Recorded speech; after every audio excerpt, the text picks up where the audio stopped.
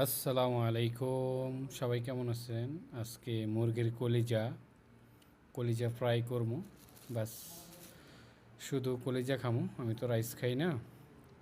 তাই এখানে দিতেছি আমি গোলমরিচের গুঁড়া, তারপরে দিতেছি জিরার গুঁড়া, তারপরে দিব লবণ, দিয়ে সুন্দর করে চটকে চটকে চটকে চটকে মাইকা নেওয়ার পরে একবারই খুবই সুন্দর আছে।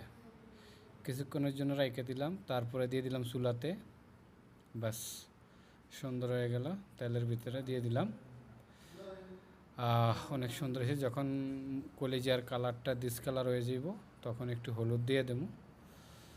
একটু হলুদ না দিলে তো ভালোই লাগে না, তাই না? সুন্দর করে একটু হলুদ দিয়ে দিলাম। ব্যাস, খুবই সুন্দর।